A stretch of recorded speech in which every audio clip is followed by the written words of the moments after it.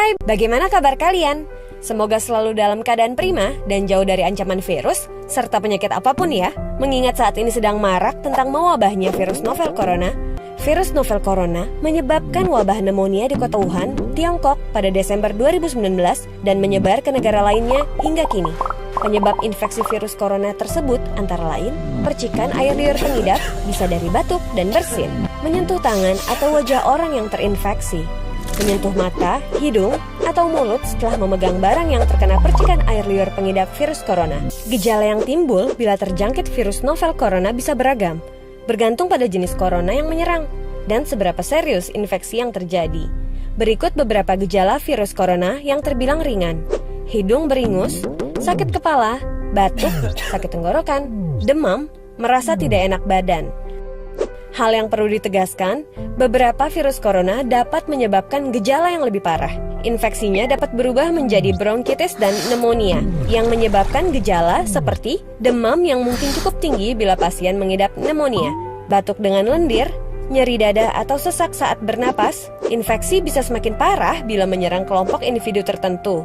Contohnya, orang dengan penyakit jantung atau paru-paru, orang dengan sistem kekebalan yang lemah.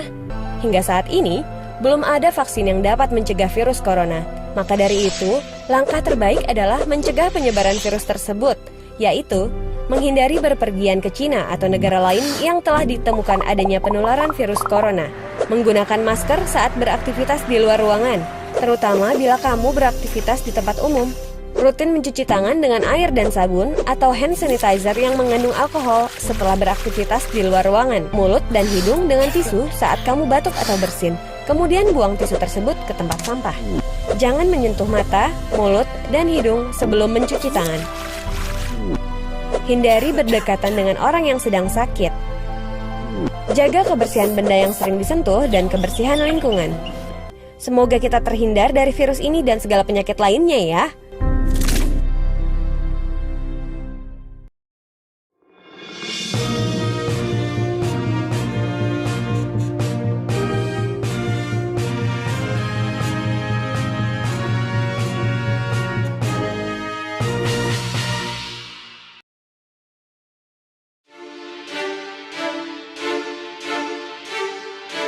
Bismillahirrahmanirrahim. Assalamualaikum warahmatullahi wabarakatuh. Salam sejahtera bagi kita semua. Om Swastiastu, Namo Buddhaya. Salam kebajikan. Saya Edi Rahmayadi, Gubernur Sumatera Utara, menghimbau kepada seluruh saudara-saudaraku masyarakat Sumatera Utara yang saya cintai, agar tidak mudik, baik keluar dari Sumatera Utara maupun masuk ke Sumatera Utara. Ini bertujuan untuk memutus mata rantai penyebaran COVID-19. Saya mohon kepada saudara-saudaraku, ini untuk kebaikan kita bersama. Di situasi seperti ini, kita bisa bersilaturahmi dengan keluarga menggunakan video call, sosial media, atau teknologi lainnya. Tidak harus berkunjung ke rumah keluarga. Jadilah pahlawan untuk melindungi diri, keluarga, juga Sumatera Utara yang kita cintai ini. Saat ini, Sumatera Utara sudah meningkatkan status dari siaga darurat bencana non-alam COVID-19 menjadi status tanggap darurat hingga tanggal 29 Mei 2020. Demi keselamatan kesehatan warga Sumatera Utara, kita harus kompak memutuskan rantai penyebaran COVID-19. Mari kita berdoa kepada Tuhan yang Maha Esa, Allah Subhanahu wa Ta'ala. Semoga situasi segera kembali pulih dan kita terbebas dari bencana ini. Wabillahi taufik wal hidayah. Wassalamualaikum warahmatullahi wabarakatuh.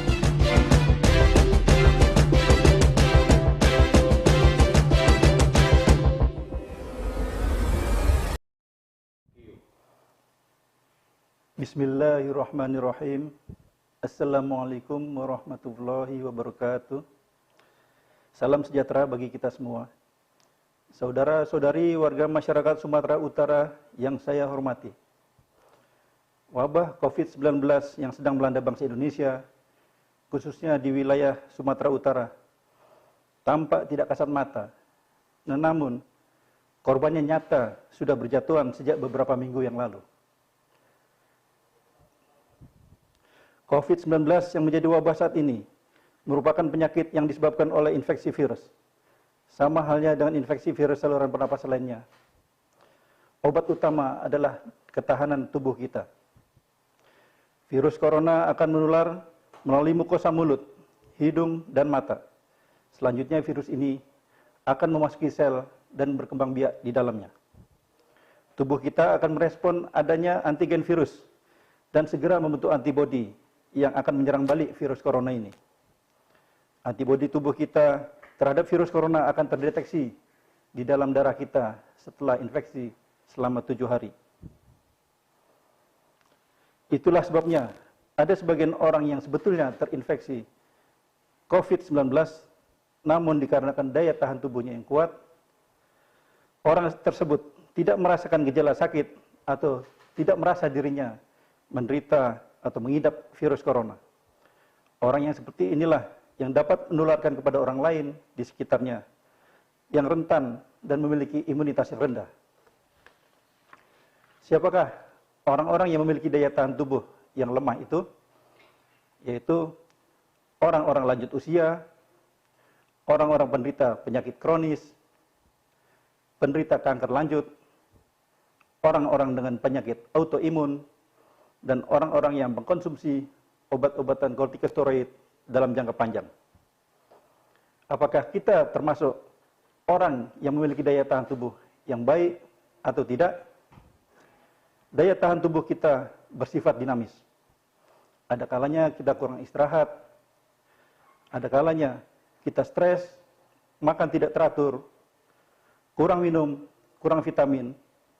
Hal itu semua membuat daya tahan tubuh kita akan menjadi menurun, sehingga kita rentan terhadap infeksi COVID-19 ini apabila kita tertular. Untuk itulah, pemerintah daerah Provinsi Sumatera Utara melalui gugus tugas percepatan penanganan COVID-19 menghimbau, mengajak saudara-saudari sekalian, warga masyarakat Sumatera Utara untuk bahu-membahu melakukan upaya-upaya pencegahan kesehatan terhadap penularan virus ini. Tidak hanya untuk orang yang sakit, untuk orang yang sehat, tidak hanya petugas kesehatan, tetapi juga masyarakat umum. Semua semata-mata untuk melindungi masyarakat Sumatera Utara dari penularan virus ini. Update terakhir yang berhasil direkap gugus tugas percepatan penanganan COVID-19 di Provinsi Sumatera Utara hari ini, Minggu, tanggal 5 April 2020, pukul 17.00 waktu Indonesia Barat adalah sebagai berikut. Orang dalam pemantauan sebanyak 3.638 orang, terjadi penurunan dibanding hari kemarin sebesar 4,2%. Pasien dalam pengawasan sebanyak 122 orang, terdapat peningkatan sebanyak 4%.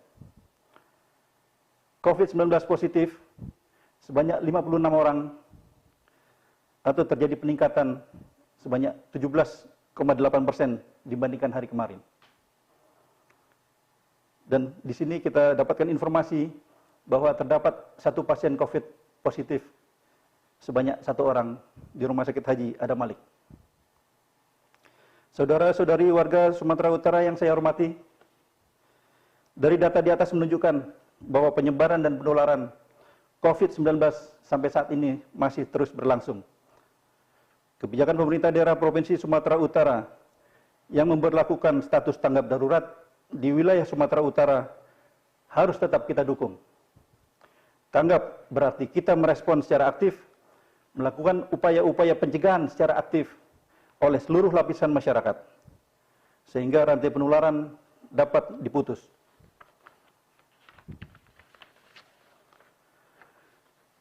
Kami mengajak saudara-saudari sekalian, masyarakat di wilayah Sumatera Utara, agar tidak bosan-bosan melakukan upaya-upaya pencegahan penularan COVID-19 dengan tetap tinggal di rumah bersama keluarga, tidak bepergian ke tempat-tempat keramaian, menjaga jarak sesama dengan jarak sejauh 2 meter, membiasakan mencuci tangan dengan sabun dan air yang mengalir, serta biasakan menggunakan masker.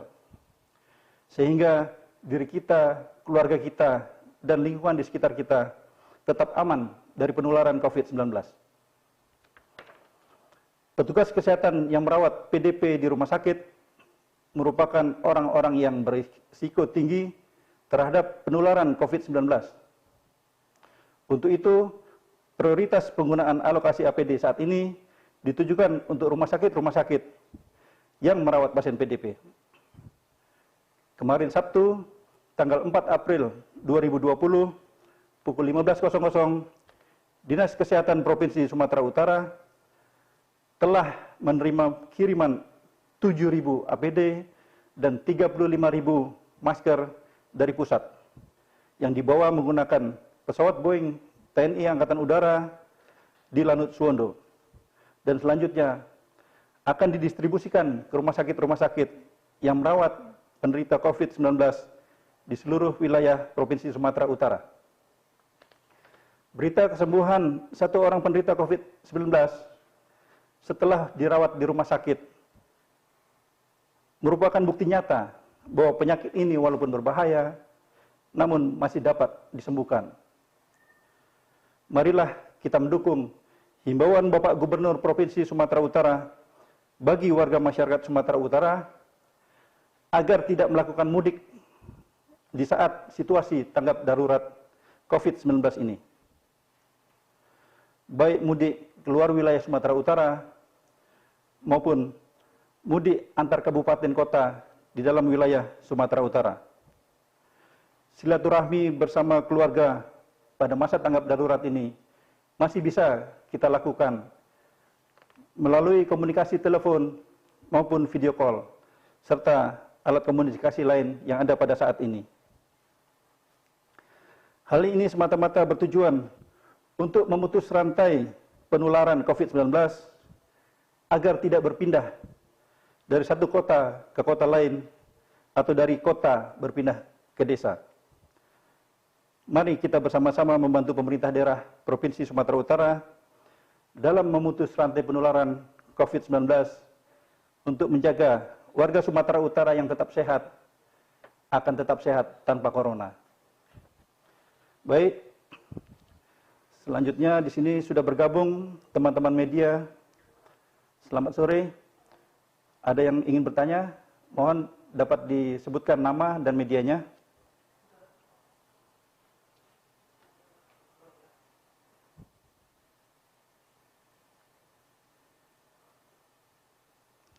Baik, tidak ada. Demikian update terbaru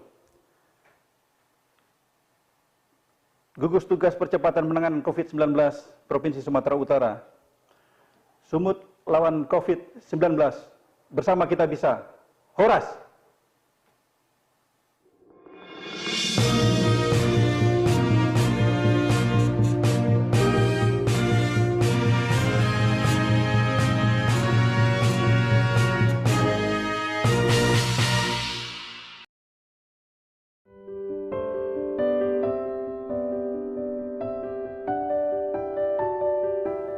Kita tahu semua, saat ini virus COVID-19 telah memasuki fase yang tidak baik dan sangat mengkhawatirkan. Saya meminta seluruh masyarakat agar mengisolasi diri di rumahnya masing-masing hingga keadaan yang lebih baik. Saya paham efek terbesar dari penyebaran virus ini adalah ekonomi. Tapi saya harap saudara-saudaraku memahami jiwa kita dan jiwa orang banyak lebih berharga dari apapun.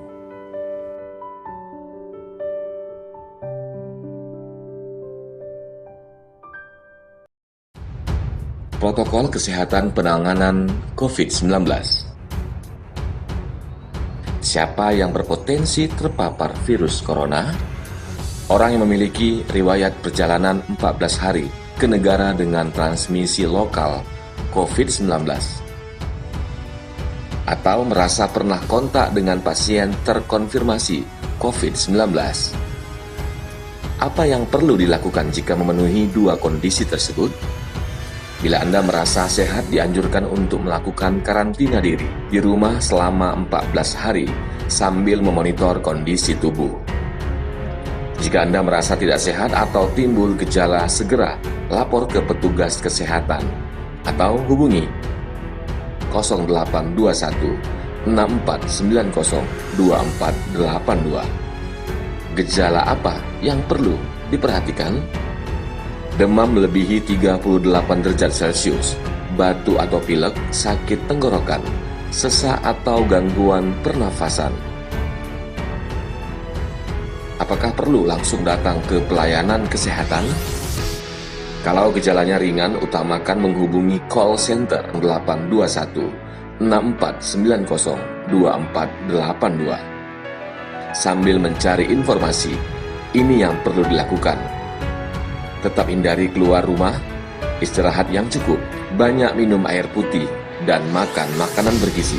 Mempraktekkan kebiasaan hidup bersih seperti mencuci tangan dan membersihkan area-area yang tersentuh permukaan tangan. Gunakan masker agar percikan dari batuk atau bersin tidak mengenai orang lain. Kapan harus mencari bantuan medis tambahan? Bila gejala yang dirasakan cukup parah, misalnya sesak napas, atau apabila Anda dalam klasifikasi kelompok rentan, berusia lebih dari 60 tahun, memiliki penyakit kronis seperti diabetes, hipertensi, gangguan imun, ada riwayat sakit pernapasan, utamakan menghubungi call center 0821 6490 2482. Dokter adalah benteng terakhir. Andalah garda terdepan.